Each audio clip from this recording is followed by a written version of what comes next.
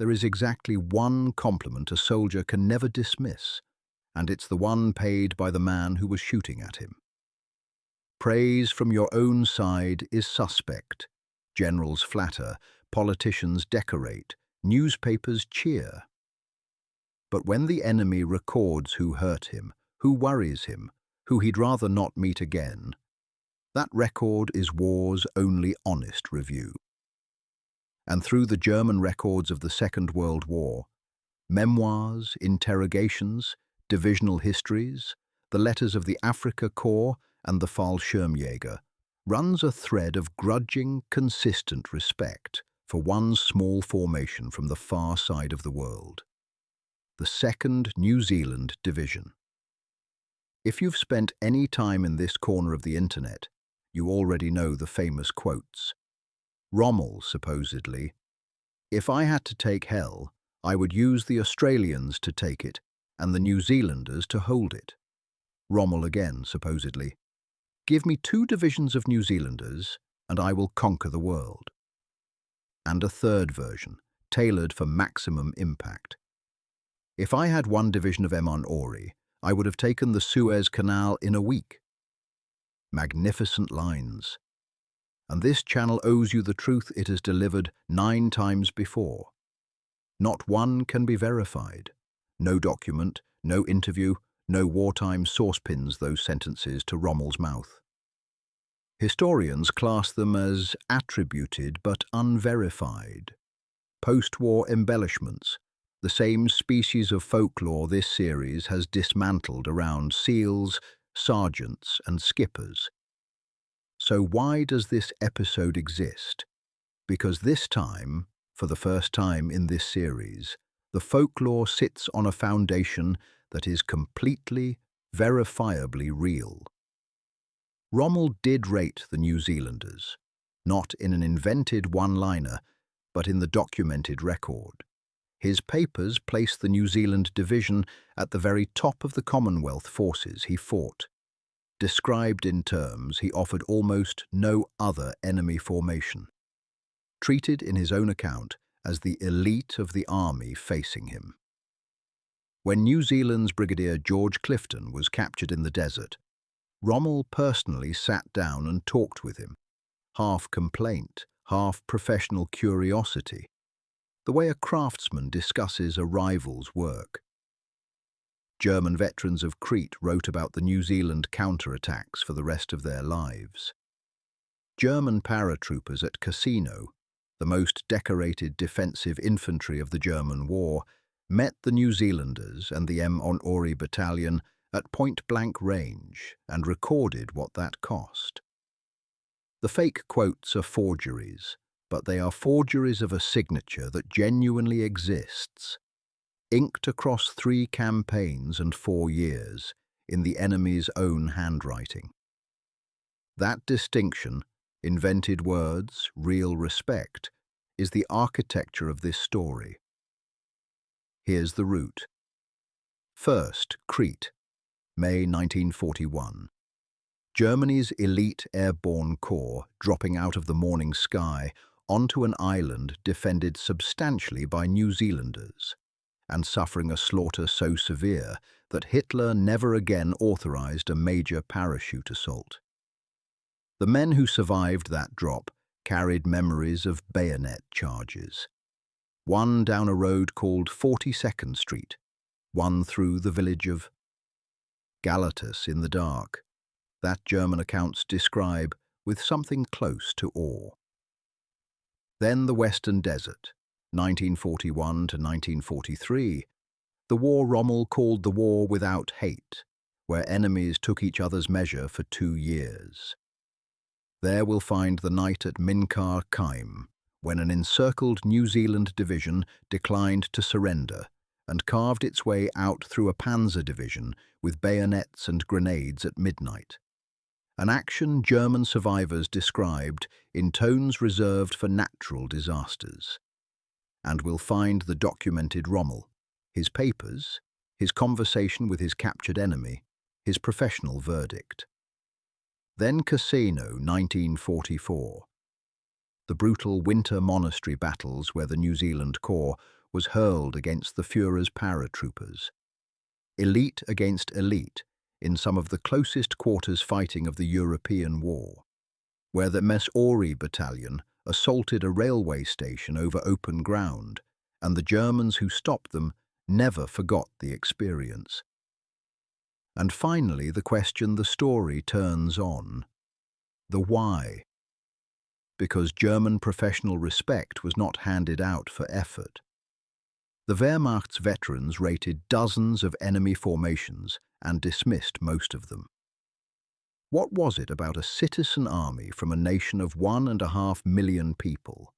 Farmers, clerks, shepherds and shearers, led by a First World War hero who collected wounds like campaign ribbons, that made the most feared army of the 20th century treat them as equals? The answer will sound familiar to anyone who has followed this series through jungles, mountains and harbours. Small country, deep craft, a culture that closes the distance. One promise before we jump. The promise separating this channel from the content mills, recycling fake Rommel quotes over stock footage. Everything that follows is anchored to the New Zealand official histories, among the most candid any nation produced, to German unit records and veteran accounts, to the documented passages of Rommel's own papers, and where a claim is contested or apocryphal, you will hear that in plain language every single time. The New Zealand Division's reputation does not need inflating. It needs only accurate telling, because the true record, stripped of every invented sentence, is more impressive than the folklore. The Germans, of all people, would have appreciated that. Their military culture had little patience for sentiment. Neither does this story. What follows is not a tribute. It's an audit, conducted, wherever possible, in the words of men who fought New Zealand and lived to write it down. The audit begins over the Aegean on the morning of the 20th of May, 1941. The sky above Crete full of parachutes, and below them, waiting in the olive groves with rifles and bad intentions, the infantry of the world's most distant democracy. The Germans were about to introduce themselves, so were the New Zealanders. On the 20th of May, 1941, the German war machine attempted something no military had ever done: the conquest of an entire island from the air. Operation Mercury threw the Reich's elite at Crete, the Fallschirmjäger, Germany's parachute corps, the propaganda-polished spearhead of the Luftwaffe, delivered by hundreds of transports and gliders in waves. Volunteers superbly trained, ideologically certain, and to that point, effectively undefeated. They expected a hard day. They did not expect what was waiting under the olive trees. Holding Crete was a battered, improvised garrison, British, Australian, Greek and Cretan, commanded by a New Zealander, Major General Bernard Freyberg, who had won the Victoria Cross in the First World War and collected wounds the way other officers collected medals. And at the decisive points of the island stood the infantry of the 2nd New Zealand Division, men evacuated from the lost campaign in Greece weeks earlier, short of everything except rifles, entrenching tools, and a certain unsentimental readiness to use both. What happened when the sky filled with parachutes has few parallels in the war. The German plan assumed shock. Paratroopers landing on stunned defenders, seizing airfields within hours. Instead, many of the Fallschirmjäger came down practically on top of dug-in New Zealand infantry. And airborne soldiers are never more helpless than in the minutes around landing, scattered, lightly armed, hunting for weapons containers. The New Zealanders, joined by Cretan civilians fighting with shotguns and axes for their own soil, killed them in the descent, in the vineyards, around the weapons canisters. Entire German companies were annihilated on the first morning. Battalion commanders died. The commander of the whole assault division was killed on day one. German survivors' accounts of that morning read less like battle reports than like descriptions of falling into a threshing machine. The battle should have ended there. It turned instead on a single hill, Hill 107, overlooking Malem airfield, where, on the confused first night, the exhausted New Zealand battalion, holding the height, withdrew in darkness amid broken communications. The New Zealand official histories, with the candour that makes them so respected, treat that withdrawal as the hinge of the battle and pull no punches about it. The Germans, given one airfield, did the ruthless arithmetic. They crash-landed transport aircraft onto Malem under artillery fire, wrecking plane after plane to deliver mountain troops into the beachhead, and tipped the island's balance by sheer willingness to bleed. Yet it's the fighting that followed, the New Zealand counterattacks of a battle already lost, that wrote the division into German memory. At Galatas on the 25th of May, the German advance was rolling up the island when it met Colonel Howard Kippenberger's scratch force. The village had fallen, the line was collapsing, and Kippenberger, a citizen soldier, a lawyer by trade, and one of the finest infantry leaders New Zealand ever produced, organised a counterattack at dusk with whatever stood nearby. 2 British light tanks and companies of weary New Zealand infantry. What followed became legend on both sides of the wire. The New Zealanders went back into Galatas behind the tanks at a run, shouting "bayonets fixed" in the failing light, and took the village back, house by house, in fighting of Stone Age intimacy. German accounts describe the shock of it, an enemy who was supposed to be beaten, attacking at night, uphill, into machine guns, and winning. The village couldn't be held, the battle couldn't be saved, but that was never the point. The point was delivered at bayonet length. This enemy does not accept defeat as a condition. 2 days later came the road called 42nd Street. A German mountain battalion, pursuing the retreating garrison, walked into a line held by Australians and New Zealanders, including the 28th Māori Battalion in one of its first major actions of the war. The pursuers met a spontaneous, roaring bayonet charge, hundreds of men rising from cover and coming straight at them. The Māori soldiers in the lead ranks fighting with a ferocity that entered both armies' folklore that afternoon. The German battalion broke. Accounts commonly put its dead near 280 in that single action, and the pursuit paused a full day, a day that let thousands of Allied soldiers reach the evacuation beaches. In German veterans' memories, 42nd Street stayed filed under a simple heading: "What happens when you crowd the New Zealanders?" Crete fell. The Royal Navy carried much of the garrison away from the southern beaches. Thousands more, including many New Zealanders, marched into 4 years of captivity. By every conventional measure, the Germans won. And yet the victory broke the very weapon that won it. The parachute corps had been slaughtered. Thousands of dead and wounded among Germany's most expensively trained soldiers. Losses so appalling that Hitler told Student the day of the mass parachute assault was over. Germany never launched a major airborne invasion again for the rest of the entire war. Student himself, the father of the Fallschirmjäger, would later speak of Crete as the graveyard of the German parachutists. Sit with that outcome. Nothing else in the war quite matches it.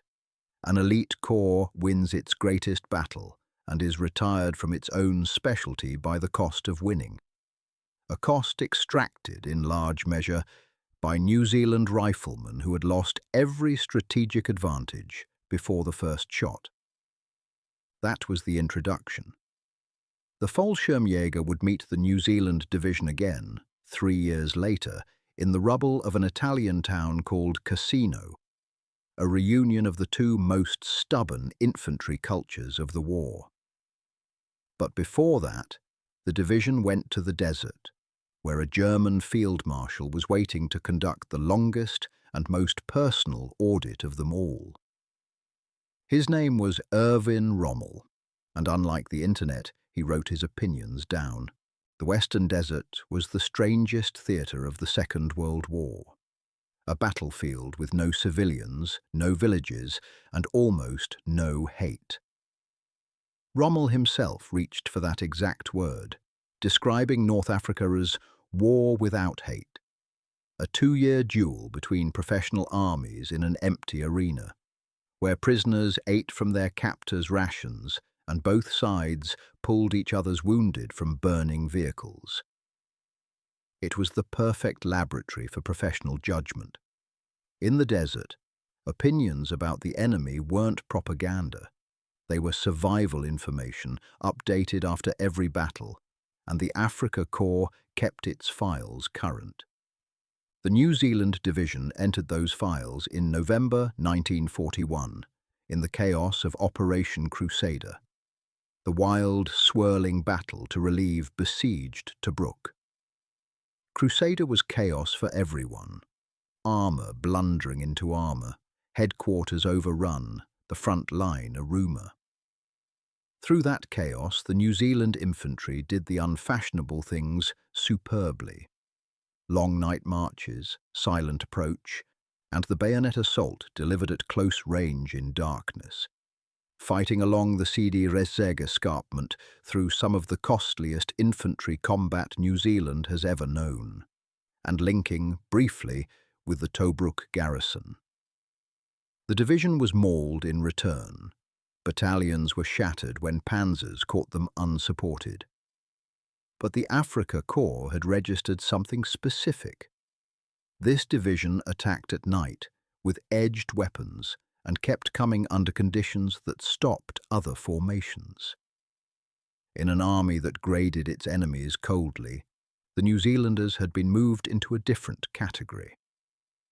Then came the night that turned professional notice into folklore inside the German army itself. Minqar Qaim, the 27th of June, 1942. The setting was a catastrophe. Rommel was at high tide, driving on Egypt. The New Zealand division lay surrounded on a desert rise by the 21st Panzer Division. Cut off, with Freiberg himself wounded in the neck by shell fragments that day. By every rule of armoured warfare, its options were surrender or destruction. The New Zealanders chose the option that wasn't on the list. In the small hours of the 28th, the division formed up in the dark, bayonets fixed, wounded loaded onto every truck, and simply charged. The 4th Brigade went through the German positions at close quarters. Grenades into vehicles, bayonets in the dark, hand-to-hand fighting through a sleeping enemy lager that erupted into pandemonium. German accounts of that night read like descriptions of a natural disaster. Sudden, screaming, unstoppable. The division burst out of the ring, remounted its transport, and drove away into the desert. Bloodied but intact, leaving behind a Panzer division trying to understand what had just gone through it. The Germans did not file Minqar Qaim under defeat. They filed it under warning. Proof of how deeply it lodged arrived 3 months later, in one of the Desert War's most extraordinary documented encounters. In September 1942, Brigadier George Clifton, one of New Zealand's most aggressive and most escape-prone senior officers, was captured. Instead of vanishing into the prisoner system, He was brought before Rommel personally, and the Field Marshal's own papers record the conversation. Rommel came with a grievance. He accused the New Zealanders of savagery at close quarters in the night breakout, the complaint of a commander whose troops had been badly shaken. Clifton pushed back.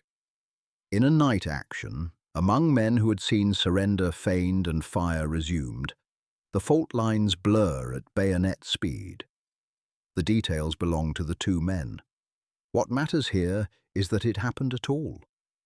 Field marshals do not summon captured brigadiers to argue about one night's fighting unless that night is living in their army's head. And Rommel's considered verdict, the documented one, the one that survives every historian's audit, was not the grievance.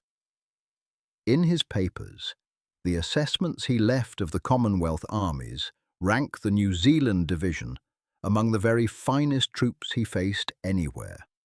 An elite formation, in his own written estimation, respected without qualification. Set that beside the invented quotes from Chapter 1 and notice the difference in texture. The Folklore has Rommel gushing in cinematic one-liners. The real Rommel wrote like an engineer inspecting a rival's machine, and gave the machine his highest professional grade. The Internet's version flatters New Zealand. The documented version, being real, honours it. The desert seasoned the respect with tragedy too. At Ruvisat Ridge in July 1942, the division's night attack took its objectives with the bayonet in classic style, and then, at first light, unsupported by armour, its forward brigades were overrun by Panzers in one of New Zealand's costliest days of the war. Among the captured was Captain Charles Upham, taken after fighting through wounds that would have stopped 3 men. The action behind the second of his 2 Victoria Crosses, making him the only combat soldier ever to win the cross twice. Even in German custody, the pattern held. Upham's serial escape attempts eventually earned him a cell in Colditz Castle, the fortress reserved for the enemy's most incorrigible officers. Germany's backhanded tribute to a man it could capture but never quite hold. By the time the line stabilized at El Alamein, the mutual measure was fully taken. In the Great October battle that broke the Axis in Africa, the New Zealand division was given a spearhead's work in the break-in and the pursuit, and through the long chase across Libya into Tunisia, the outflanking marches, the Tabaga Gap, where Lieutenant Ngarimu of the Māori Battalion died winning his Victoria Cross. The Africa Corps' rearguards kept meeting the same unwelcome specialists in night and close combat. War without hate, Rommel called it, but never without judgment. And his army's judgment of the New Zealanders had one more examination to run. In the mountains of Italy, against the survivors of Crete, in the ruins of a town called Cassino. The paratroopers wanted a rematch, and they got it. In the winter of 1944, the 2 most stubborn infantry cultures of the Second World War were finally pointed directly at each other, on the worst battlefield in Europe. The place was Cassino, a small Italian town beneath a mountain, and on the mountain the ancient abbey of Monte Cassino, glowering over the valley like a judgment. Everything favoured the defence.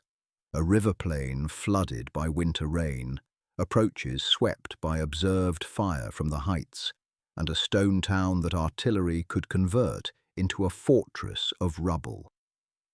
The Germans had built their Gustav line through it and manned the sector with the 1st Parachute Division, the Fallschirmjäger, the heirs of the men who had jumped into Crete, now fighting as elite ground infantry. The Allies called them the Green Devils, and even Allied commanders spoke of them with open admiration. Their army's senior leadership doubted any other troops on either side could have held that position under what was coming. The respect in this story, remember, ran in both directions. That's what makes it worth telling. And who did the Allies send against the paratroopers' fortress?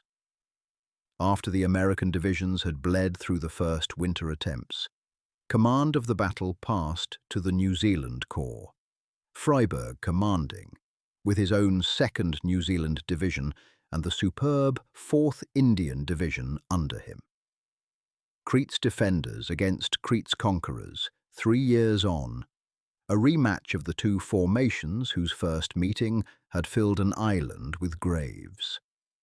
What followed across February and March 1944 was some of the most savage close-quarters fighting of the Western War, and it produced no New Zealand victory. This series doesn't sand off endings. The New Zealand battles for the town failed at brutal cost, and the heights did not fall until months later to a multinational offensive in the spring. What the battles did produce was the thing this episode is about. A respect between enemies so pronounced that historians of Cassino write about it as a feature of the battlefield. Consider the Māori Battalion's night at the railway station. On the 17th of February, 2 companies attacked along a flooded causeway, narrow, mined, fire-swept, and took the Cassino railway station at close quarters from the paratroopers, one of the only Allied gains of the entire second battle.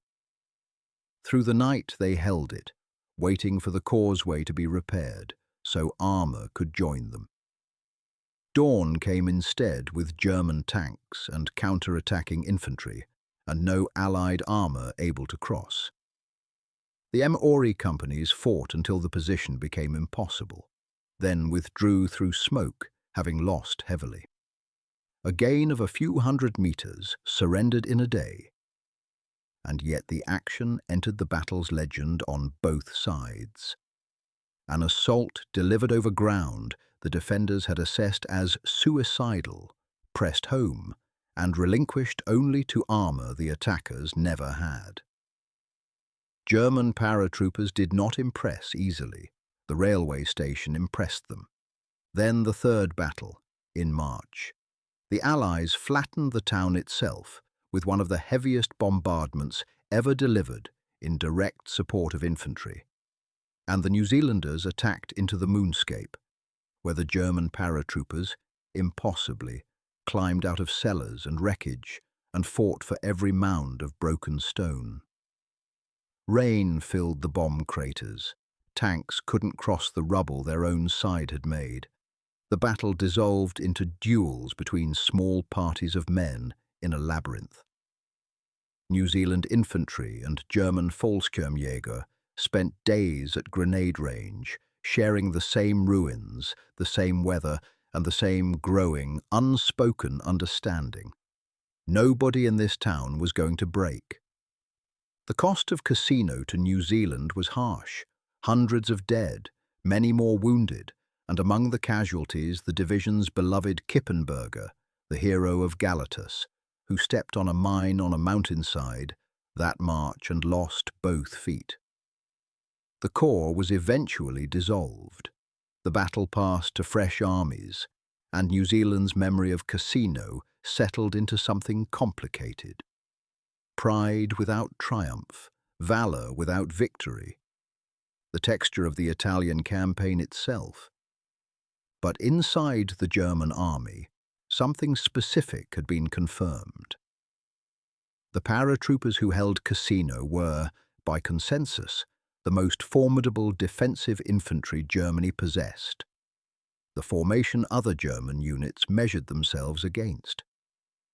And those men had now faced the New Zealand division at the closest possible range, in the worst possible conditions, twice in one war, once from the sky over Crete, once from the rubble of Cassino, and their institutional memory filed the New Zealanders, where Rommel's Afrika Korps had already filed them.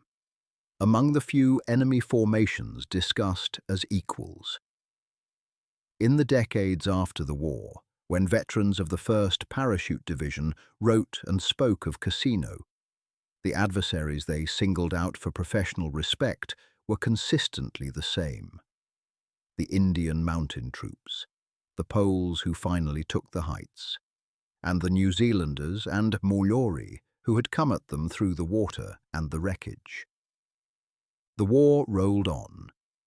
The New Zealand division fought up the Italian boot, Florence, the Gothic Line, Rimini, and ended its war at Trieste in May 1945. Having marched further and fought longer than almost any Commonwealth division. The Germans it had faced went into captivity and then into memoir. And it's there, in the quiet of the post-war decades, that the final evidence for this episode's title accumulated. German veterans, with no propaganda left to serve and nothing to gain, repeatedly naming the New Zealanders among the best they ever fought. Which leaves only the real question, the one the fake quotes were invented to answer badly. Why? What exactly did the most professionally arrogant army of the 20th century see in a division of farmers from the end of the earth? The last chapter answers it, in 5 parts, all documented. So why? Strip away the invented quotes, tally what the record supports, and the German respect for New Zealand's infantry resolves into 5 documented parts. First, they close the distance, run back through every battle this episode has visited, and notice the signature move. Galatus, a counterattack at dusk with bayonets. 42nd Street, a spontaneous charge into a pursuing battalion. Minqar Qaim, an encircled division attacking its way out at midnight. WWII, objectives taken with the bayonet in darkness. Cassino, a railway station stormed along a flooded causeway. The German army, the most aggressive military culture of its century, graded enemies by a simple metric. Will they come to grips? Most of the formations the Wehrmacht faced preferred to fight at the range of artillery and patience. The New Zealanders, again and again, crossed the last 200 meters, at night, uphill, into prepared positions. And German veterans' accounts return to that fact with the fascination of professionals watching their own doctrine performed against them. Second, the discipline was voluntary, and the Germans could tell. The 2nd New Zealand Division was a citizen army from a nation with no military caste.